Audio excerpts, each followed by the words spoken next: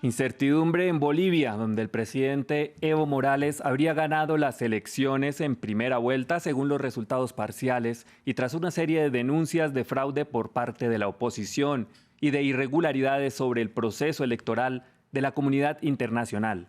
Crece la tensión en el país sudamericano. Para hablar de este tema estamos con César Navarro Miranda, un alto funcionario del gobierno de Morales, ministro de Minería y Metalurgia de Bolivia. Señor Navarro, bienvenido. ¿Cómo está? Muy buenas tardes, un abrazo desde Bolivia. Bueno, lo primero es la oposición está llamando a manifestaciones y a marchas en las calles, al igual que los que respaldan al presidente Evo Morales también han acudido a manifestaciones. ¿Cómo va a manejar el gobierno esta situación que se le presenta ahora? Primero que este tipo de movilizaciones contra el triunfo del presidente Evo no es la primera vez. El 2008 hubo un referéndum revocatorio en agosto del 2008 y prácticamente nosotros tuvimos el respaldo del 67% de la población boliviana. Respaldaron el triunfo o la ratificación en el cargo de presidente a Evo y de vicepresidente a Álvaro. Y lo que hizo en ese momento el Comité Cívico de Santa Cruz, de Tarija, de Beni y de Pando, automáticamente llamó al desacato, a la toma violenta de las instituciones públicas y al bloqueo de caminos. Es decir, no es un hecho novedoso en la política boliviana este tipo de acciones políticas de carácter reaccionario de algunos grupos conservadores que tenemos en el país que deciden desconocer un resultado electoral altamente importante. Y lo que está sucediendo en este momento es que, previa a las elecciones, un mes antes aproximadamente, o quizás un poco más, ellos fueron acuñando una frase que es la frase del fraude, lo que demuestra prácticamente que tienen un nivel de comportamiento no democrático en el país. Señor Navarro, sin embargo, sí genera suspicacias la suspensión que hubo en el conteo rápido y que al minutos o bueno, a las horas, de repente la tendencia en los resultados electorales habría cambiado. ¿Qué opina de estas voces que dicen que hubo fraude? Lo que sucede sobre este tema, el discurso del fraude, como le decía, es un tema no novedoso. Todos los partidos políticos que hemos participado en las elecciones del día domingo, tenemos en las cerca de 8.000 mesas o 30.000 mesas de todo el país, mesas electorales, un delegado. Y cada uno de los delegados de los partidos políticos tenemos una copia del acta electoral, al igual que los jurados electorales. Si los partidos políticos nos dicen que hemos hecho fraude, y ellos como comunidad ciudadana que está llevando al expresidente Carlos Mesa como candidato, ellos nos dicen que estamos haciendo fraude, ellos tienen la copia de las más de 30.000 mesas que tenemos en el país y deberían de decirnos con precisión en qué departamento, en qué provincia, en qué municipio y en qué unidad educativa se ha alterado los votos para que exista fraude. Hasta el día de hoy no existe una sola nota, una sola prueba que demuestre que haya fraude en el país. Por un lado, tuvimos el TREF, que es la transmisión rápida preliminar de los resultados. Ojo, no es la transmisión de los resultados definitivos de todas las actas. Estableció un porcentaje al 83% del TREF al cerca de las 8 de la noche del día domingo 20 de octubre, donde nos daba a nosotros una diferencia, si mal no recuerdo, de un 45% frente al 37 o 38% del señor Carlos Mesa. Esta era la diferencia a domingo. Hubo un corte. El día lunes, el día de ayer, se volvió a poner un informe en el tribunal que también sigue siendo un informe preliminar. Lo que nosotros estamos pidiendo es que las cortes departamentales electorales, que son 9 en el país, terminen el conteo y prácticamente al terminar el conteo, ese es el informe válido. Cada uno de los departamentos tiene el acta de la mesa y cada uno de los delegados de los partidos políticos tienen la misma acta. Por lo tanto, si uno habla de fraude, habla de la alteración de votos, desde el momento que se emite el voto hasta el momento que se hace el cómputo del voto, ellos tienen un acta. Por lo tanto, nosotros les exigimos internacionalmente que dejen de especular con el acta, o perdón, con el fraude, y que nos digan de manera precisa dónde y en qué momento y en qué lugar hemos alterado las actas y por lo tanto nos hemos beneficiado electoralmente. Una cosa es el discurso del fraude y otra cosa es actuar de manera seria y responsable. Que además yo le quiero manifestar una cosa. Quienes están apoyando a Carlos Mesa son ex autoridades de Estado. Le está apoyando Jorge Quiroga, que ha sido presidente del país. Le está apoyando Samuel Doria Medina, que ha sido ministro de Planificación de Jaime Paz Zamora. Le está apoyando Manfred Reyes Villa, que ha sido aliado de Sánchez de Lozada y ex gobernador del departamento de Cochabamba. Le está apoyando Juan del Granado, que ha sido alcalde de la ciudad de La Paz. Es decir, ninguna de los apoyos que tienen son todos ex autoridades políticas en nuestro país y por lo tanto tienen la experiencia necesaria y tienen la obligación ellos de demostrar de manera pública ante el país y ante la comunidad internacional con documentos cómo se produjo el fraude para que de esta manera los veedores internacionales y nosotros podamos analizar y discutir.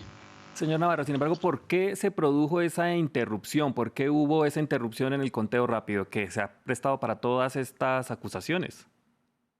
Bueno, es un tema que tiene que explicar el Tribunal Supremo Electoral. Nosotros somos autoridades políticas que prácticamente no tenemos ni la información ni tampoco tenemos la voz oficial para decir cuáles fueron las causas para que se haya suspendido la presentación de datos preliminares del domingo al día lunes. Pero lo que sí le reitero, lo importante de todo proceso electoral no son los informes preliminares ni los informes parciales. Lo que cuenta para cada proceso electoral en su país, en el mío y en cualquier parte del mundo son los informes que presentan los tribunales electorales demostrando, primero, número de inscritos, 2, número de mesas electorales, 3, número de sufragantes, cuántos recibieron cada uno de los partidos políticos en cada una de las mesas, cuánto de abstención, cuánto de votos nulos, blancos, etcétera. Lo que cuenta en definitiva no son los informes